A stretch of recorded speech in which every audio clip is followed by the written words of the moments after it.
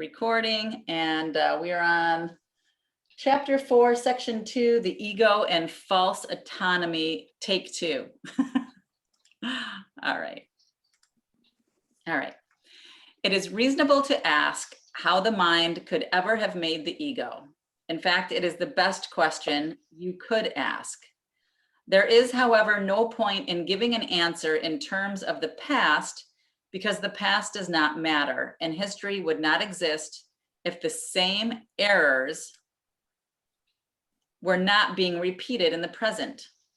Abstract thought applies to knowledge because knowledge is completely impersonal, and examples are irrelevant to its understanding.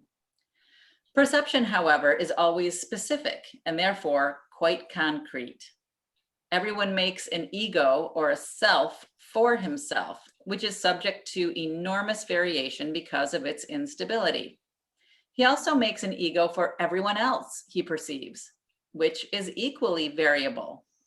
Their interaction is a process that alters both because they were not made by or with the unalterable. It is important to realize that this alteration can and does occur as readily when the interaction takes place in the mind as when it involves physical proximity. Thinking about another ego is as effective in changing relative perception as is physical interaction. There could be no better example that the ego is only an idea and not a fact. Your own state of mind is a good example of how the ego was made. When you threw knowledge away, it is as if you never had it. This is so apparent that one need only recognize it to see that it does happen. If this occurs in the present, why is it surprising that it occurred in the past? Surprise is as reasonable a response to the unfamiliar, though hardly to something that occurs with such persistence.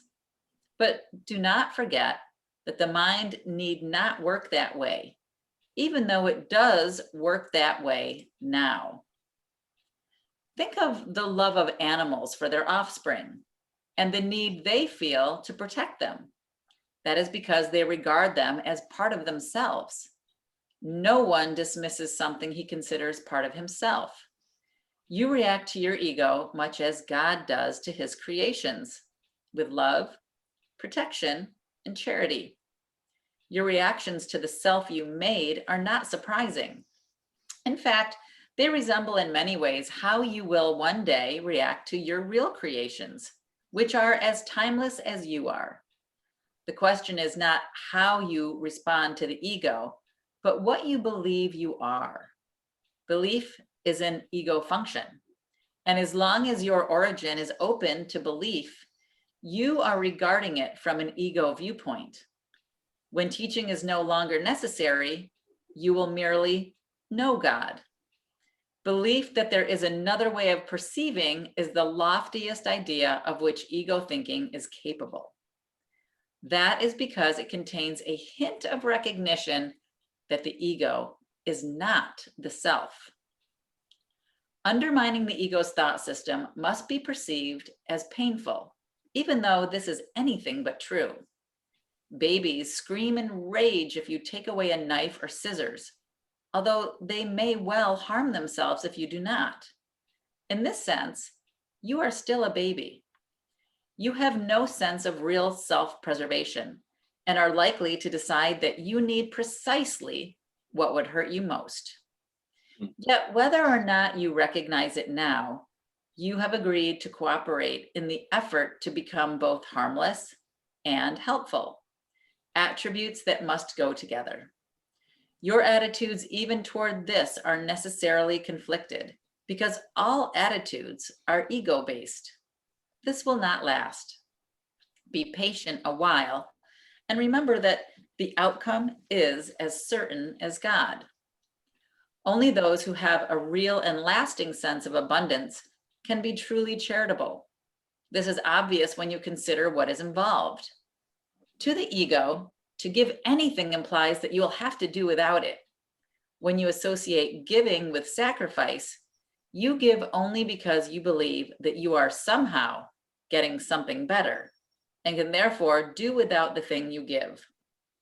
Giving to get is an inescapable law of the ego, which always evaluates itself in relation to other egos.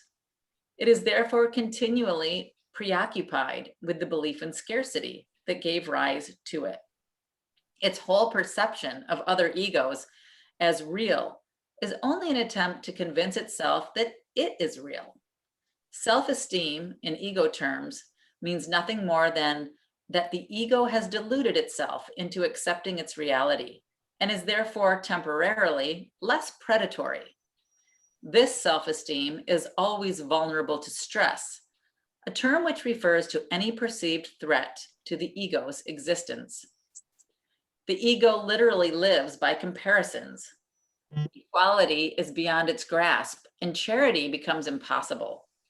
The ego never gives out of abundance because it was made as a substitute for it. That is why the concept of getting arose in the ego's thought system. Appetites are getting mechanisms, representing the ego's need to confirm itself. This is as true of body appetites as it is of the so-called higher ego needs. Body appetites are not physical in origin. The ego regards the body as its home and tries to satisfy itself through the body. But the idea that this is possible is a decision of the mind, which has become completely confused about what is really possible. The ego believes it is completely on its own, which is merely another way of describing how it thinks it originated. This is such a fearful state that it can only turn to other egos and try to unite with them in a feeble attempt at identification, or attack them in an equally feeble show of strength. It is not free, however, to open the premise to question, because the premise is its foundation. The ego is the mind's belief that it is completely on its own. The ego's ceaseless attempts to gain the spirit's acknowledgement and thus establish its own existence are useless. Spirit, in its knowledge, is unaware of the ego. It does not attack it. It merely cannot conceive of it at all. While the ego is equally unaware of spirit, it does perceive itself as being rejected by something greater than itself. This is why self-esteem in ego terms must be delusional.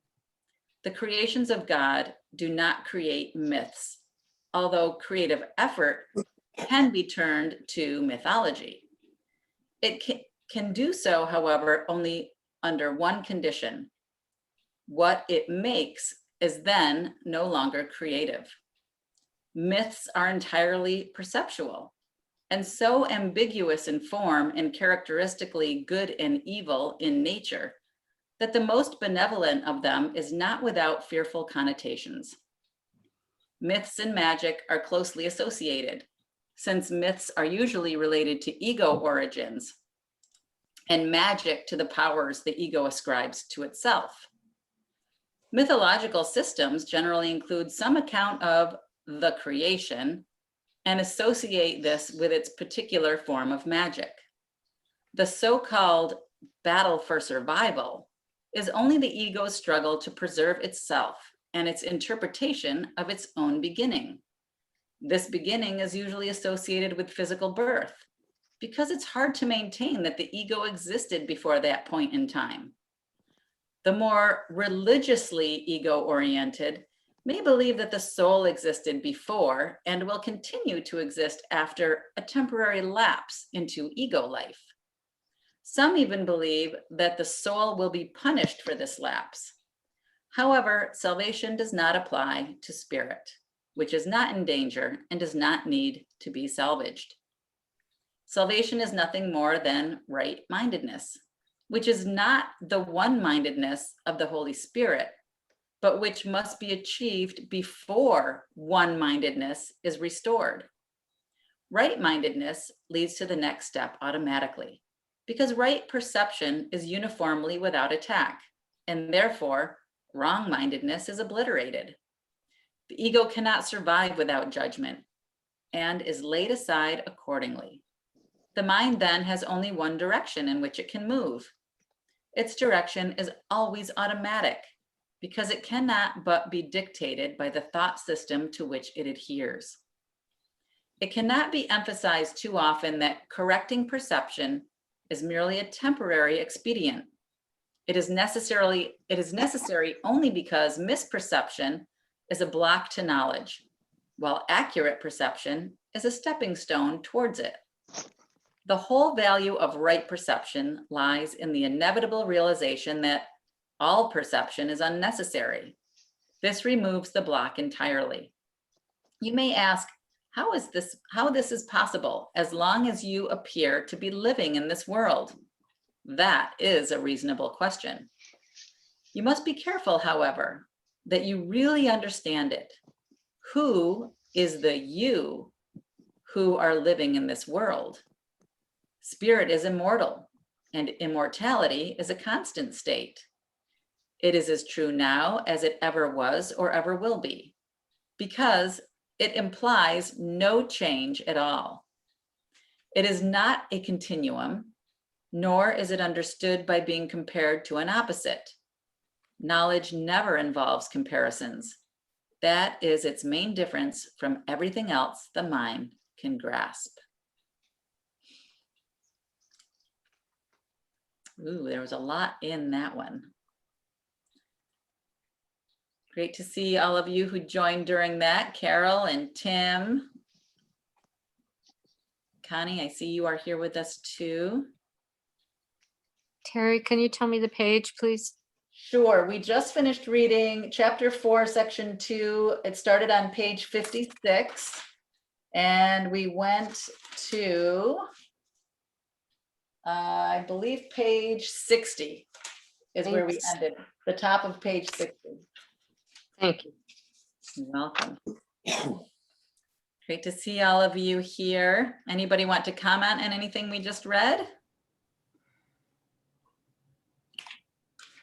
Well, hey, everybody, Tim here. I love that second to the last line.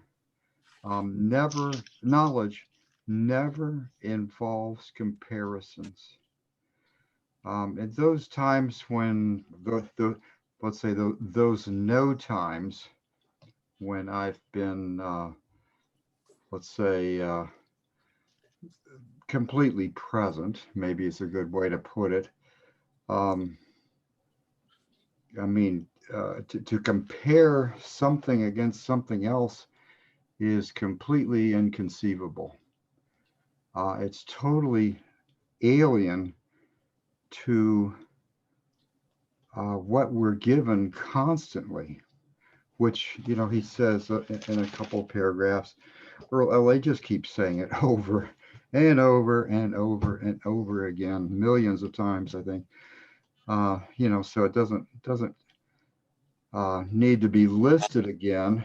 It's just that we, what he's trying to say here, well, here it is in paragraph 8. The ego believes it is completely on its own, which is merely another way of describing how it thinks it originated. Yeah, we originated as this little baby that was raised by these two parents that loved us or didn't, or was too hard on us or whatever. That's a bunch of, there's various words that come to mind. I won't say, but you know, it's just, yeah, thanks, son.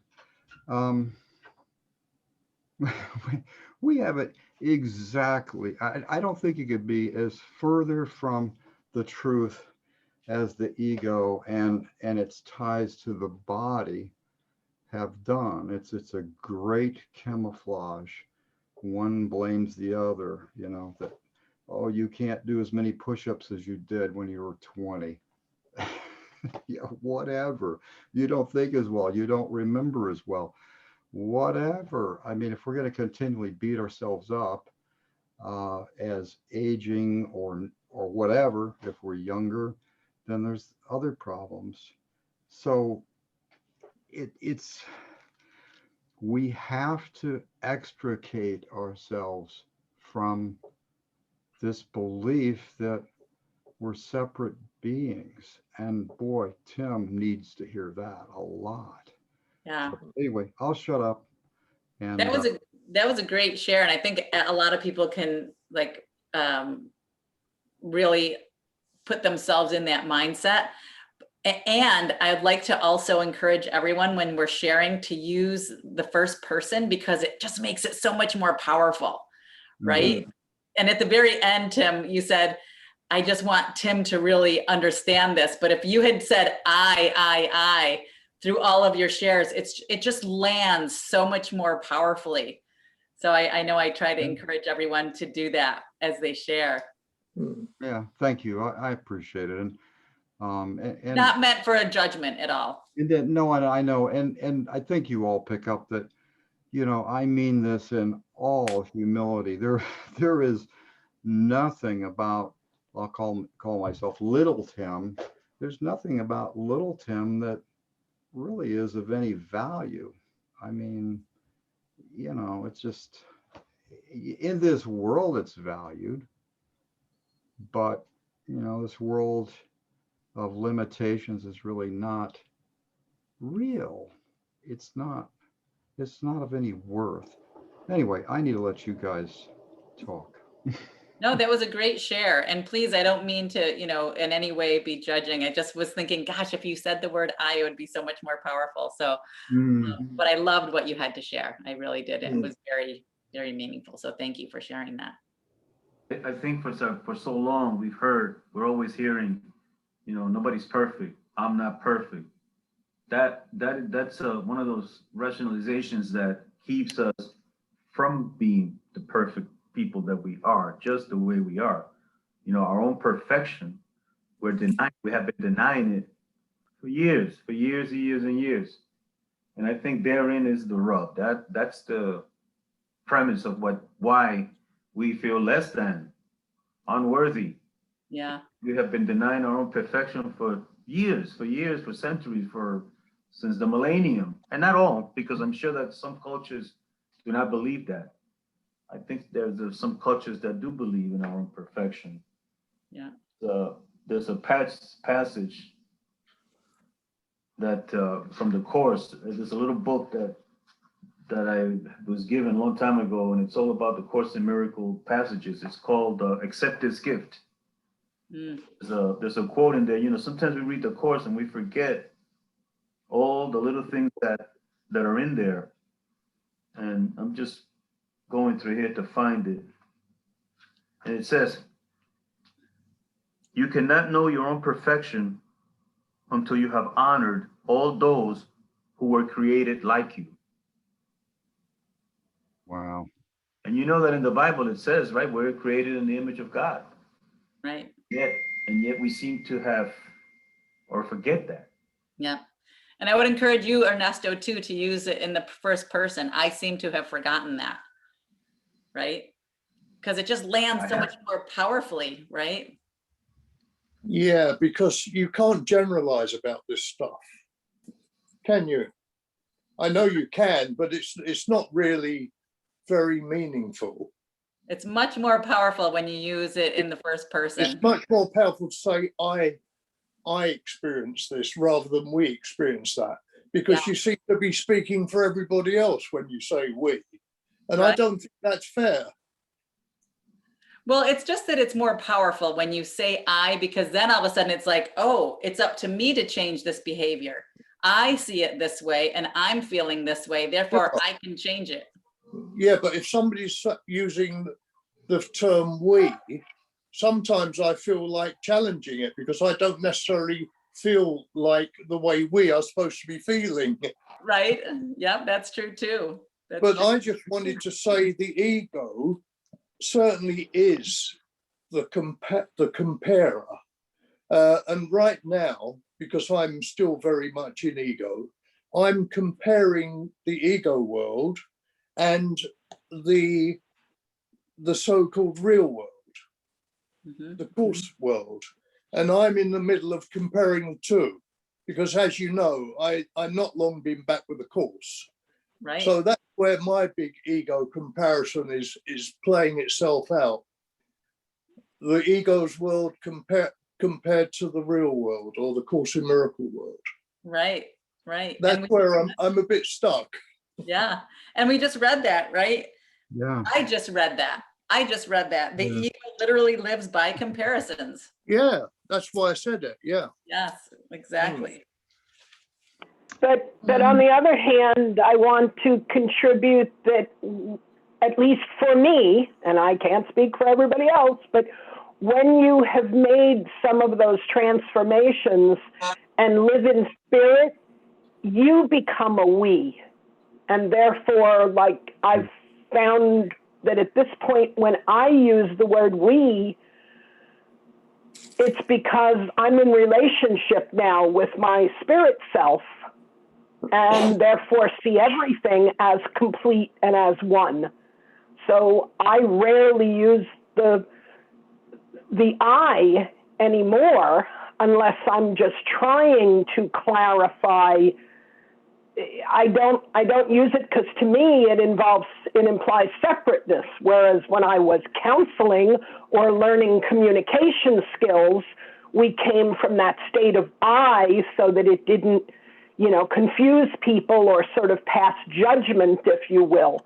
But now I'm finding I'm on the opposite side of that, because the we is me in relation to spirit, which I feel I am. It's almost like I'm married into this relationship. That's an interesting perspective. And I would ask, who's the I that's married to the spirit? Those are the nuns that are married to God. That's true too. Just a slight joke. We can't forget to laugh. Course in Miracles. Well, that's what they say, nuns do say that. When I first heard that, I was very young and I was like, oh, they're married to God? Really? Right. That's true too. So it is interesting. It is interesting just to see the different perspectives that we all share. People, when they're talking about their stuff, though, are encouraged to use the term I, because then they're owning it more. Right. I kind of think it kind of lets them off the hook a bit if they generalize. That's true too, Freddie. That's true. That's true. And there is only one, right? There is only me, because I'm making it all up. Mm-hmm. Yeah, that's a very interesting concept that my ego struggles with, the idea that there is nobody else out there. I do struggle with that one. We are all one, but it's the oneness of the I am. Somebody gave me the analogy of if I think of myself as like a droplet of water in a fountain, who thinks it's a separate droplet, but it's just part of the whole fountain. It's just all water. True. It's quite an easy analogy to accept. Mhm. Yes. Yeah. Yes, yes. Anybody else want to share? I was struck by in paragraph 11, line 8, who is the you who Oh, are yeah. living in this world? Spirit is immortal and immortality is a constant state. So it's really kind of what we're talking about right here. And that really stood out for me. I said in another group at one point, so the you, the spirit is through all of us. And so I am spirit, spirit am I, showing up as Carol, talking to spirit, showing up as all of you, and spirit is speaking through us in all those dimensions. In the Toltec experience, and referring to your analysis about water and a drop being a drop, the Toltecs say that we are all light, and light perceiving light. Mm-hmm. There's an exercise that's done Hmm. to try and see us as nothing but light. Because if we are able to look deep enough, we will see us as light. Mhm. Hmm. Yeah, I love the light analogy. Chuck Spezzano used to say, you're creatures of light, you live in the light. And I've often felt that kind of, I used to ride a motorbike, and I used to kind of ride the motorbike, kind of be looking down on the bike more as a spiritual light energy than a physical body. Hmm. But are you a Toltec, Ernesto? I don't know. I hope I am. I don't know what I am. Actually, I've done some of these exercises. I have to admit that I'm not there yet. But however, Okay. if you recall the first lessons on the course, they talk about looking at furniture and looking and seeing it as a light. Oh yeah. And that resonated with me, because at the time I was studying the Toltec concept, and I said, wow, this relates directly, because they just not only claim this to be true, they say it's actually true. It's not an analogy. Maxwell, please. Get excited over here. I'm So seeing you in a, something that they actually believe to be, and if you know that when we die we go the light, we join that light. yeah.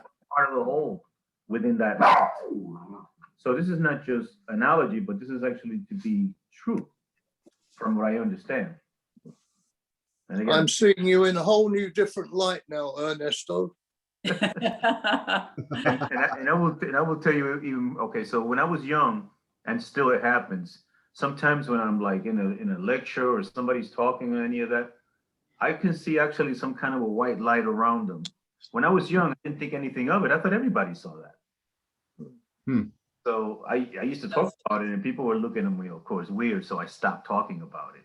I can talk about it now freely, because I'm Bit of a shaman.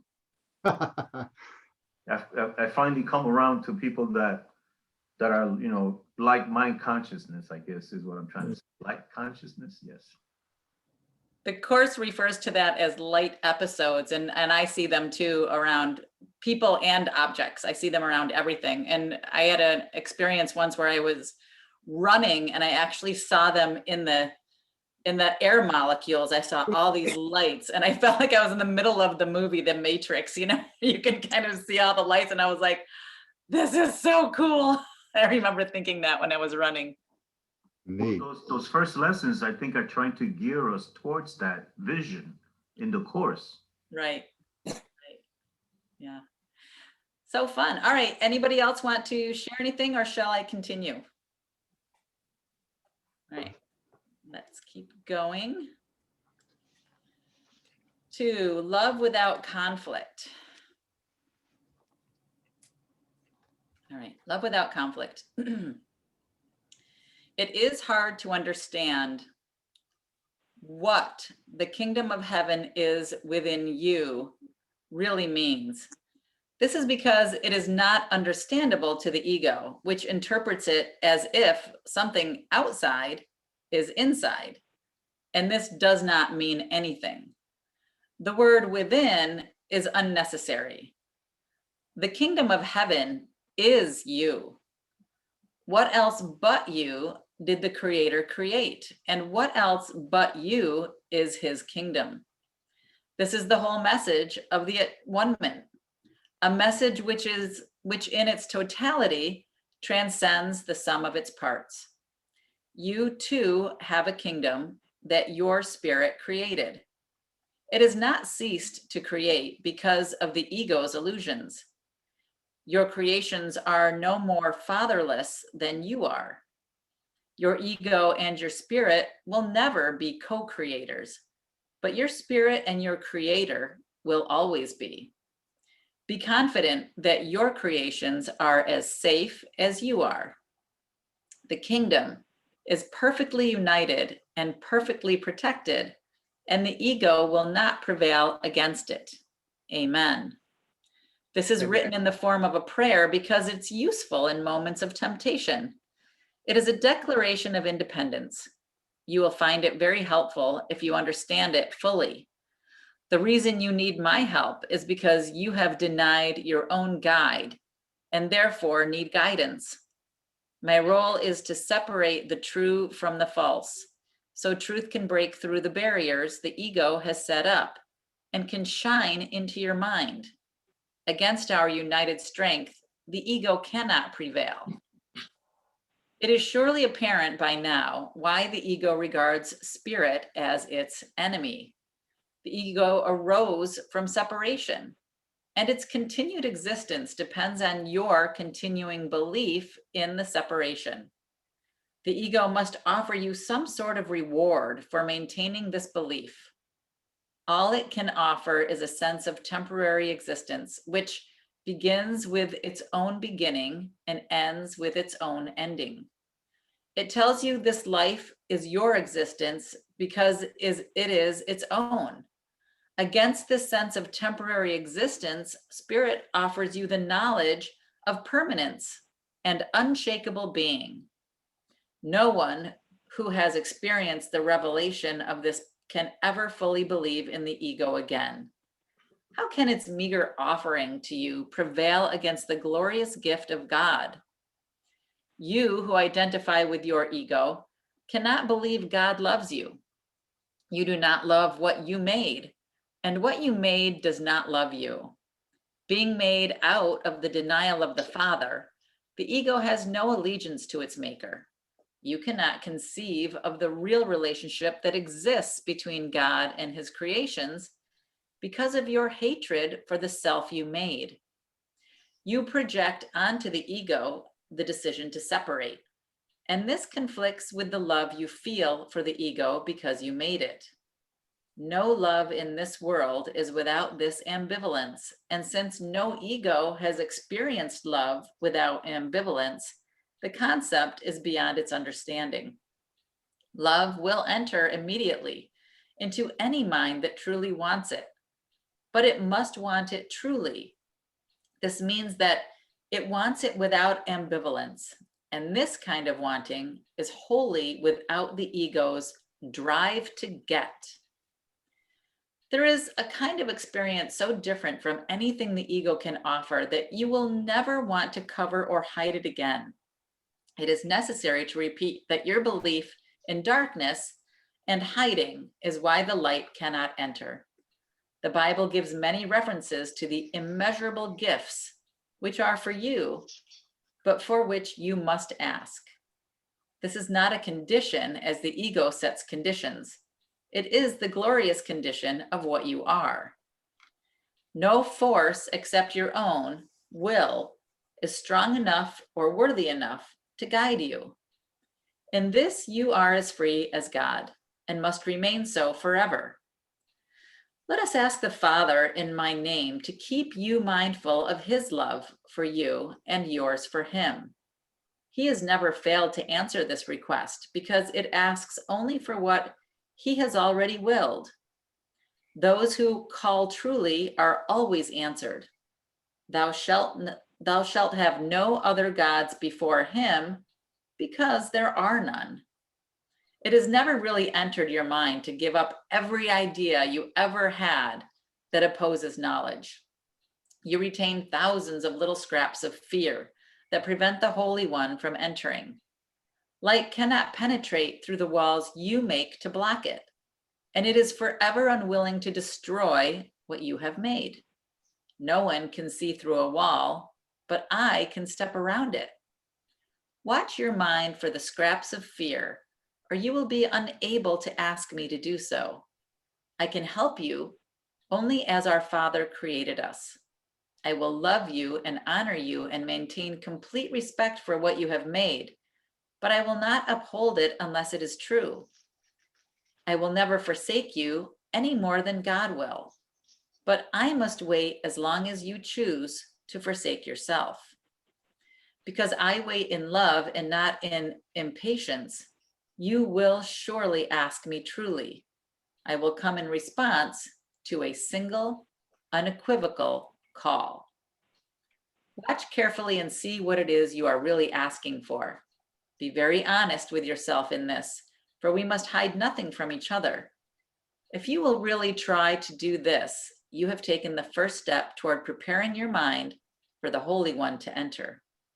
We will prepare for this together, for once he has come, you will be ready to help me make other minds ready for him. How long will you deny him his kingdom? In your own mind, though denied by the ego, is the declaration of your release. God has given you everything. This one fact means the ego does not exist, and this makes it profoundly afraid. In the ego's language, to have and to be are different, but they are identical to the Holy Spirit. The Holy Spirit knows that you both have everything and are everything. Any distinction in this respect is meaningful only when the idea of getting, which implies a lack, has already been accepted. That is why we make no distinction between having the kingdom of God and being the kingdom of God. The calm being of God's kingdom, which in your sane mind is perfectly conscious, is ruthlessly banished from the part of the mind the ego rules. The ego is desperate because it opposes literally invincible odds, whether you are asleep or awake. Consider how much vigilance you have been willing to exert to protect your ego, and how little to protect your right mind. Who but the insane would undertake to believe what is not true, and then protect this belief at the cost of truth?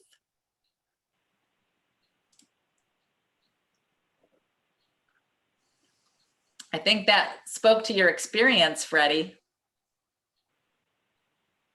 The insanity of the ego. No, I mean, when you asked completely at that moment when you thought you were going to die. Yeah. And you completely asked the Yeah. Holy God or the Holy Spirit. I can't remember what you said your words were. I said, take me, Lord, I'm yours. And what I did was I completely surrendered.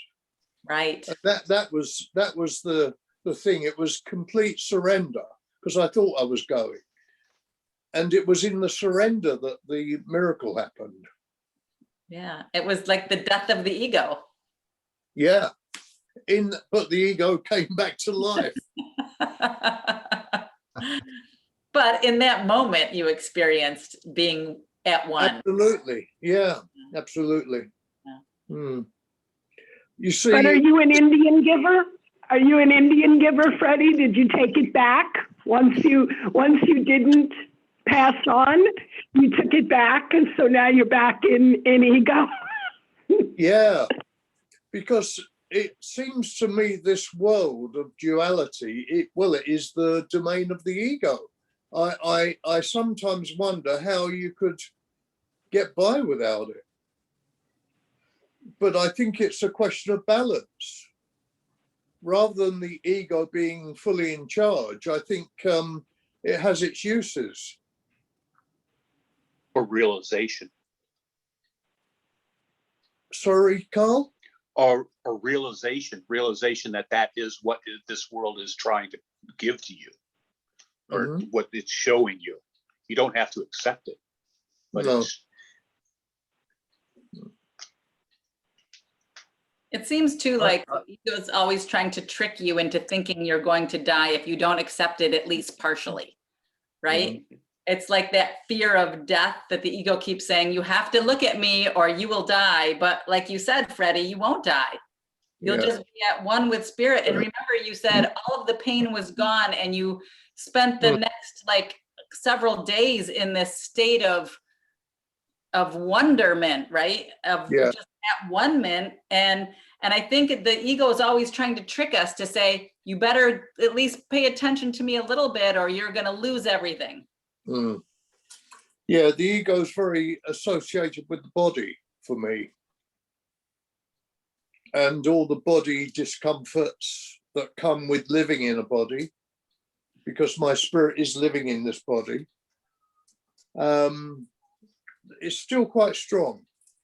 But as I keep saying, I haven't been back with the course for long. I think it's going to be a bit of a transition, and then maybe one day I'll let it go completely. Yeah. We'll see.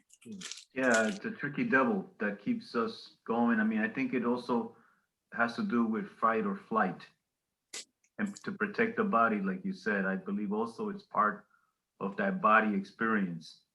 Mm.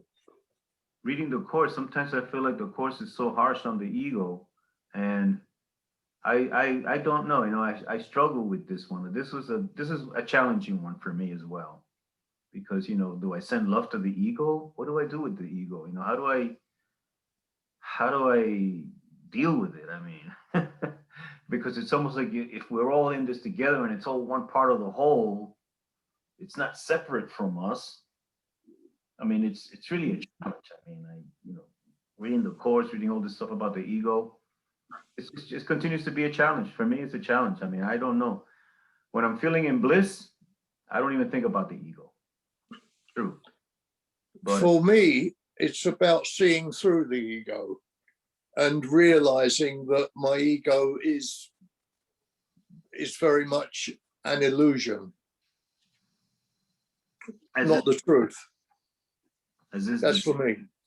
Yeah, and because, well, the body is the illusion part, isn't it? Also. Yeah. So Shall I read from the glossary? Absolutely. What Yes. the ego is? Yes. Mm. The ego, the belief in the reality of the separated or false self, made as substitute for the self that God created. The thought of separation that gives rise to sin, guilt, fear, and a thought system based on specialness to protect itself. The part of the mind that believes it is separate from the mind of Christ. The split mind has two parts, wrong and right-mindedness, almost always used to denote wrong-mindedness, but can include the part of the split mind that can learn to choose right-mindedness. So that's interesting because we just read that, right? About wrong-minded and right-mindedness, where the book said you can choose right-mindedness and then that leads to at one-ment, right? So I guess that's the part of the ego that you can choose right-mindedness, where it's like, do I choose love or fear? And if I'm choosing love, then I'm choosing right-mindedness. For me, the crunch comes when I remember my identity as either spirit or the body. When I'm in my right mind, I'm one with my spiritual identity, I would say. And when you're in your right mind, Freddie, what does that mean? That you're choosing love over fear? How does that? Yeah.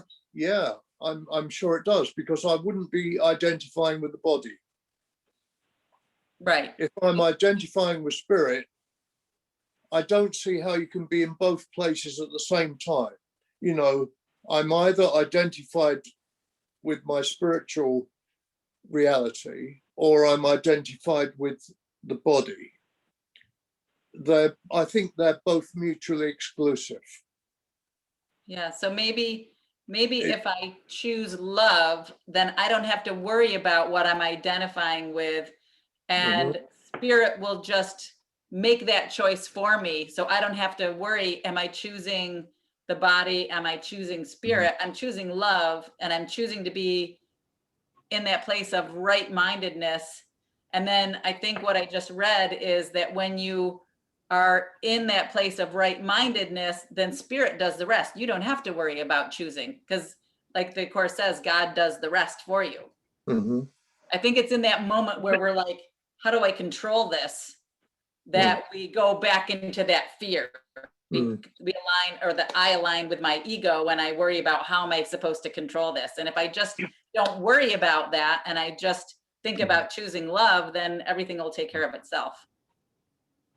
Yeah, that's been my experience, that when I was working it, I was always seeing even these parts of myself, ego versus right-mindedness and whatever, as duality. And so I was always clashing and trying to, make happen what I thought was best to happen. And when I just surrendered all of that, saw all of that as the oneness, as the wholeness, now for me, I didn't have to destroy ego. I've come to know it. And as I said this morning in another group, it just throws its 2 cents in, and I can, I thank it for its contribution regardless, but I'm in a higher space. And so it doesn't fight with me anymore. There's no conflict. I can just say, thanks for your advice, but I choose not to act that way right now. Or I can say, yeah, for a little while, I'm going to play in this part of the experiential domain, but knowing that I can end that at any time. So I feel like now I have the respect that once you uncover and recognize your true self, the ego then respects, at least in my case, my higher self. So I no longer have an issue because spirit has spoken, if you will. I love that. Spirit has spoken. Yeah, that's good. Yeah, I find that if I'm taking myself seriously and somebody's criticizing me, usually it's a family member for whatever that I didn't do right. Oh my God, there is a right way, huh? Yeah, and I have that too. But if I can just, not take myself seriously, if I can just keep that little memory of, being free of this. I also, Freddie had a experience. I was in my early 20s. I've shared it before. I think some of you have been present. And I literally got to the point where I told my best friend, I'm living a miserable life and I haven't really shared that with you. And if it has to continue like it is, I'd just as soon get it over with right now. And the word now, that was everything. I put everything into that. And when I said that, a light came into my head and my hands went over my face and I said, oh my God. And I was sitting in front of a sketch pad and drew a circle, and then there was all these rays coming in, but there was also rays coming out. And so it was a communication with what I wasn't sure, but it turns out it's exactly what he says 100,000 times here. And yet after that experience, sometimes I'm amazed. I was at least 72 hours in that, and it ended, everyone, when I had this little thought, wow, I wonder if I could use this for my own personal, gone. Poof. And then I went, wait. Come And back. I was going to kill myself, but no, this reality exists and I have to get back.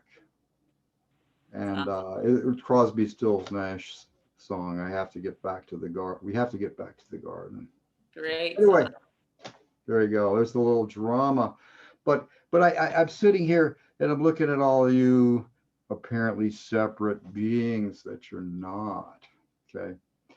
And it's very difficult for me to, well, it's not difficult at all when I'm on my right mind, but if I'm in my ego, then it's like, ooh, we got all these separate people. Some might have COVID. Oh, he's too close, blah, blah, blah, whatever, all that stuff. My God, it keeps us fenced into this little bitty place where we're like a mummy wrapped tightly. And spirit, it can't breathe through that. Spirit is unlimited. We know, all of us know that. I'm just saying what you already know. I just need to hear it myself again and again and again. Anyway. That's awesome. Beautiful. Anybody else want to share, or should I try to squeeze in one more section? Yeah. Okay, let me go ahead. Did you have something to say, Freddie? I just said squeeze it, but I know Okay, that I was muted. I saw that. Okay, all right. I was gonna say it, but thank you. Okay, this need not be. I think this is going to be a great way to wrap up this section. If you cannot hear the voice for God, it is because you do not choose to listen. That you do listen to the voice of your ego is demonstrated by your attitudes, your feelings, and your behavior. Yet, this is what you want. This is what you are fighting to keep, and what you are vigilant to save. Your mind is filled with schemes to save the face of your ego, and you do not seek the face of Christ. The glass in which the ego seeks to see its face is dark indeed. How can it maintain the trick of its existence except with mirrors? But where you look to find yourself is up to you. I have said that you cannot change your mind by changing your behavior, but I have also said, and many times, that you can change your mind. When your mood tells you that you have chosen wrongly, and this is so whenever you are not joyous, then know this need not be. In every case, you have thought wrongly about some brother God created and are perceiving images your ego makes in a darkened glass. Think honestly what you have thought that God would not have thought, and what you have not thought that God would have you think. Search sincerely for what you have done and left undone accordingly, and then change your mind to think with God's. This may seem hard to do, but it is much easier than trying to think against it. Your mind is one with God's. Denying this and thinking otherwise has held your ego together, but has literally split your mind. As a loving brother, I am deeply concerned with your mind and urge you to follow my example as you look at yourself and at your brother and see in both the glorious creations of a glorious Father. When you are sad, no, this need not be. Depression comes from a sense of being deprived of something you want and do not have. Remember that you are deprived of nothing except by your own decisions, and then decide otherwise. When you are anxious, realize that anxiety comes from the capriciousness of the ego, and know this need not be. You can be as vigilant against the ego's dictates as for them. When you feel guilty, remember that the ego has indeed violated the laws of God, but you have not. Leave the sins of the ego to me. That is what at-one-ment is for. But until you change your mind about those whom your ego has hurt, the at-one-ment cannot release you. While you feel guilty, your ego is in command, because only the ego can experience guilt. This need not be. Watch your mind for the temptations of the ego, and do not be deceived by it. It offers you nothing. When you have given up this voluntary dispiriting, you will see how your mind can focus and rise above fatigue and heal. Yet you are not sufficiently vigilant against the demands of the ego to disengage yourself. This need not be. The habit of engaging with God and his creations is easily made if you actively refuse to let your mind slip away. The problem is not one of concentration. It is the belief that no one, including yourself, is worth consistent effort. Side with me. consistently against this deception, and do not permit this shabby belief to pull you back. The disheartened are useless to themselves and to me, but only the ego can be disheartened. Have you really considered how many opportunities you have had to gladden yourself, and how many of them you have refused? There is no limit to the power of a son of God, but he can limit the expression of his power as much as he chooses. Your mind and mine can unite in shining your ego away, releasing the strength of God into everything you think and do. Do not settle for anything less than this, and refuse to accept anything but this as your goal. Watch your mind carefully for any beliefs that hinder its accomplishment, and step away from them.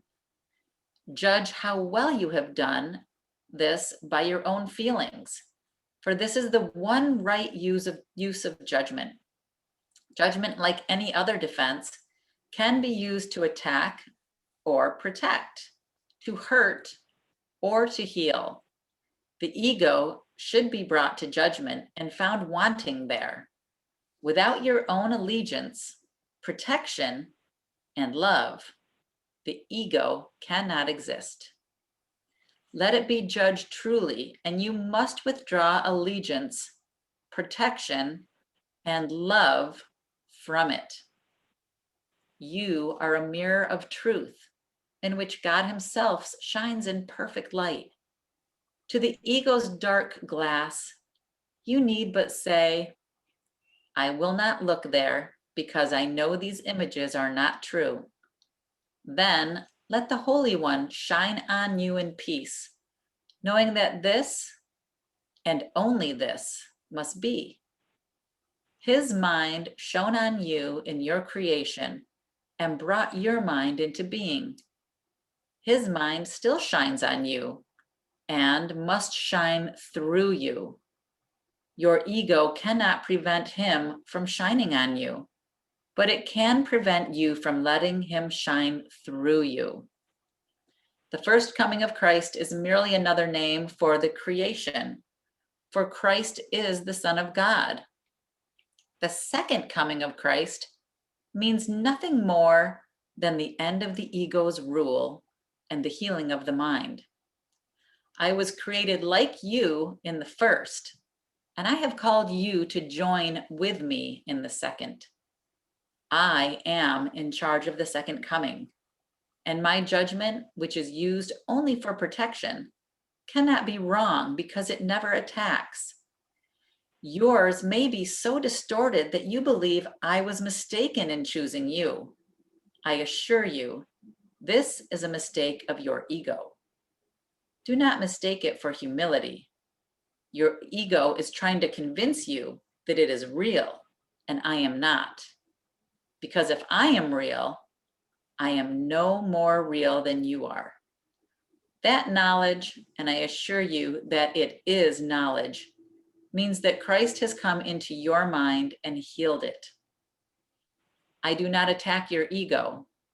I do work with your higher mind, the home of the Holy Spirit, whether you are asleep or awake, just as your ego does with your lower mind, which is his home. I am your vigilance in this because you are too confused to recognize your own hope. I am not mistaken. Your mind will elect to join with mine, and together we are invincible.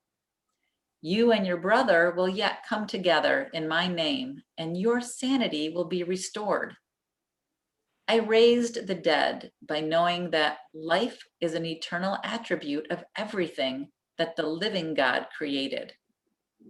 Why do you believe it is harder for me to inspire the dispirited or to stabilize the unstable?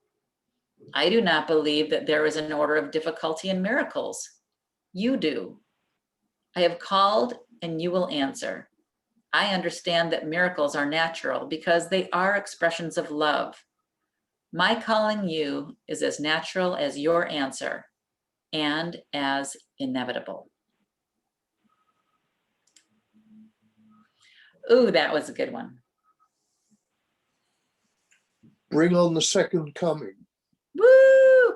Tim, it reminded me a little bit of what you were saying in your moment of aha, where you said the light was shining in you, but also from you. And I thought, oh, that's so cool. We just read that. It was coming in and going out simultaneously. And then the words came at some point, my cup runneth over. I mean, I understood everything and it was constantly flowing. There was no ceasing. That's awesome. That's what we are. And we just read that, right? I just read that you can't stop the light from shining on you, but you can stop it from shining through you. So at that moment, you just let it happen. Yeah, I never thought about it quite like I don't know that I've read that line, but I somehow missed it. But I noticed it this time. Yeah. So cool. Yeah. I love it when we talk about things and then all of a sudden we read it in the next section. It's so exciting. All right. Miracles happen. Oh, go ahead. And I was just going to say, and it seems like we accept that we can all have these occasional or one time or whatever awe-inspiring moments where we accept that. We feel it, we embrace it, we're like, wow, this is awesome. I wish I could be here anytime, all the time.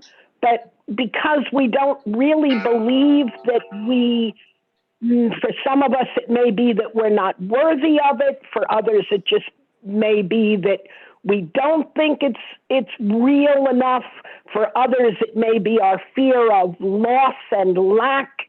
If we make that change, what are we going to leave behind? Are we somehow going to be separate from our loved ones or from our careers or whatever else that we're wanting to hold on to? But again, it's just sort of that change of belief. Certainly, if you've experienced it once, you can do it again. But you just have to believe that it's yours. And therein has that's where the miracle is. Mm. Yes, very well said. Thank you. Thank you. I think too, in the section that I just read, it just says time and time again that you've had so many opportunities to gladden yourself. And the Course always says it's simple. It's not easy, but it's simple. And just to have vigilance over our minds, right? If I can have vigilance over my mind, and when I start feeling anything but joy, I know that I've aligned my mind with my ego. And that's when I just have to say, okay, stop. Now I choose happiness. And what does that look like? Well, at the moment, choosing happiness, because maybe there was a traumatic event, right? And my mind aligned with the ego. Maybe in that moment, it's difficult for me to choose happiness. So maybe I do the next thing to choose a little bit more happiness, which might look like playing my favorite song or listening to some guided meditation or doing whatever I can do to align with love. Mm. Yeah. Just being consistent over being vigilant of my thoughts. Oh, that's a big task right there on its own. Hard to control. Anxiety, guilt, right? Anxiety, guilt, all those things. Yeah, anytime I'm feeling any of those, I know I can choose again. And this need not be. Just repeating to myself, this need not be. I can choose love at this moment. And making the conscious choice to be vigilant of my thoughts. Interesting. Maybe I'll put a little Post-it note. This need not be. I'll stick it in my office. There you go. Good idea. Good idea. Well, thank you everyone for joining today. I'm sorry if we ran a little bit over. It's always wonderful to talk to all of you and to have you here on the live feeds. And yes, I am going to be sending out that peace process that I had mentioned to you guys earlier. And I just haven't had a chance to do it. I've been a little busy here. We're selling our house and building a new house. So we've got all kinds of things happening, Wow. all fun things, but I will get that out and send you guys a Zoom invitation. And I'll probably do it more than once just in case it's a bad time for some of you, but we'll figure it out. Yeah.